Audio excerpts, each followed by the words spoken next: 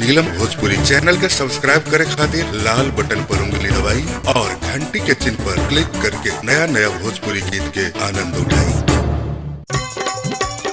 राधे श्याम रसिया भाई जल्दी भगा बाता हो सुना तानी कि डीके मिश्रा के मलिकाई अंग्रेजी स्कूल में अंग्रेजी खा के आइल बाड़ी, तो ई रोटी कैसे बेली है तनी गा के कहो ना, कदन बड़ा गावे लो।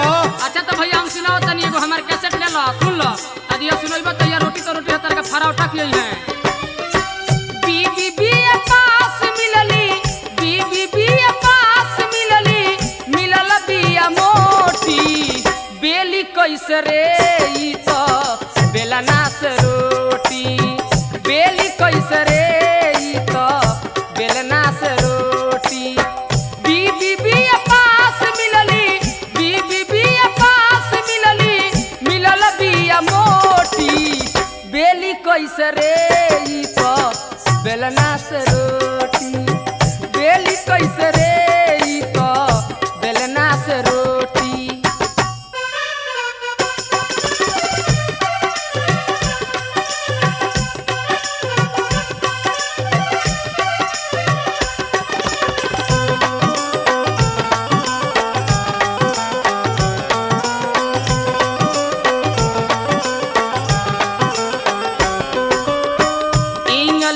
चाची के कहेले अंती, चूल्हा न फूकब कहियो देली गारंटी।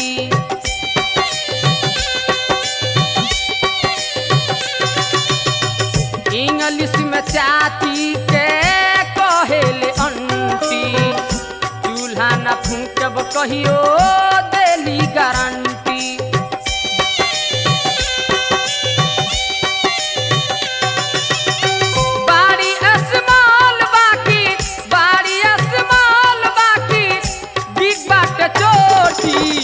बेली कैसे रे ई तो बेलना से रोटी, बेली कैसे रे ई तो बेलना से रोटी। बीबी पास बाकी, बीबी पास बाकी, मिलल बिया मोटी, बेली कैसे रे ई तो बेलना से रोटी, बेली कैसे रे ई तो बेलना से रोटी।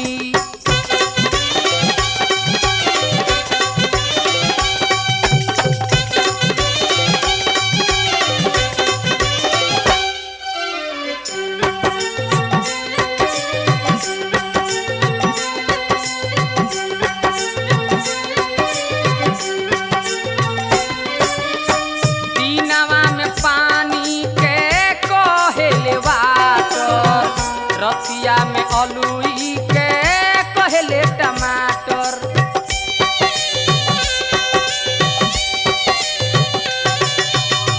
दीनवा में पानी के कहले वाटर, रतिया में अलुई के कहले टमाटर।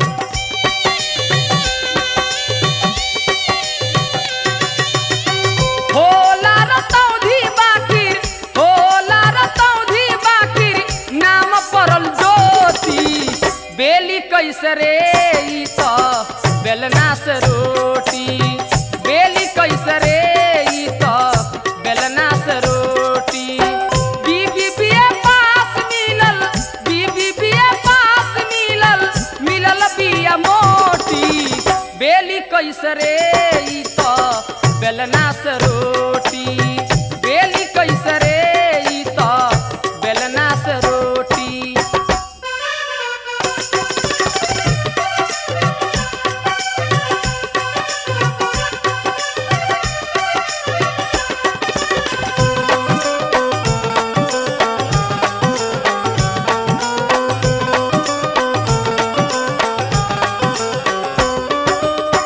दिहल जालयाम तो बुझेले अनारस, पाकेले हबड़ा तो लौकेला बनारस।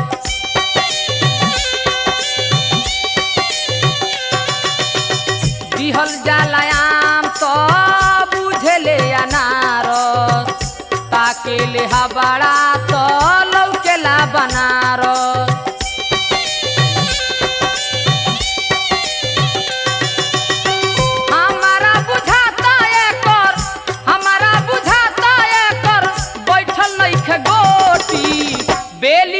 कैसे रे ई तो बेलना से रोटी बेली कैसे रे ई तो बेलना से रोटी बीबी बीए पास मिलल बीबी बीए पास मिलल मिलल बिया मोटी बेली कैसे रे ई तो बेलना से रोटी बेली कैसे रे ई तो बेलना से रोटी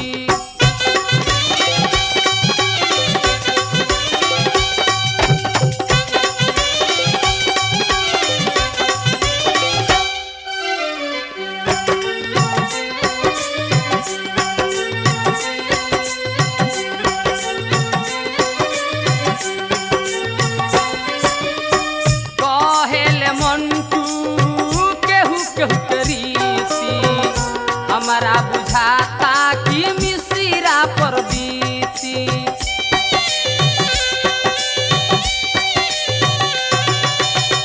कहेले मंटू केहू केहू करीती राजेश मिश्रा आजू तहारा पर बीती